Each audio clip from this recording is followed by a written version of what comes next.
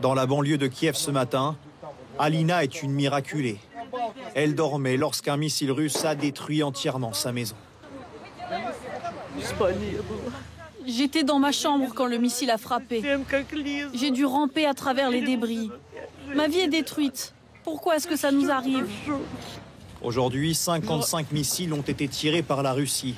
Certains habitants ont même réussi à les filmer. Kiev, la capitale, Bakhmout sur le front, Zaporijia, Odessa sont les principales villes touchées. Sur les routes du sud du pays, nos reporters aperçoivent ce panache de fumée.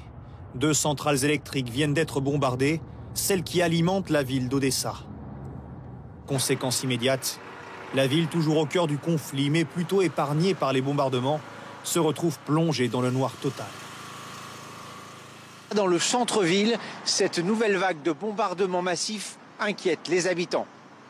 Je pense qu'Odessa reste une cible privilégiée des Russes, surtout parce qu'on est bien plus proche du front que Kiev, par exemple. On est très inquiets. On a peur de se faire bombarder. Pourquoi aujourd'hui la Russie a-t-elle autant bombardé l'Ukraine? Pour les experts, c'est la réponse de Vladimir Poutine à l'Occident, après que l'Allemagne, les États-Unis et maintenant le Canada ont promis la livraison de chars de combat à l'armée ukrainienne. Pour lui, le véritable adversaire, c'est l'Occident. Il montre aux Ukrainiens qu'ils ne seraient jamais tranquilles et que même si l'Occident livre à l'Ukraine des armements tactiques, lui est en mesure de frapper les arrières de l'Ukraine.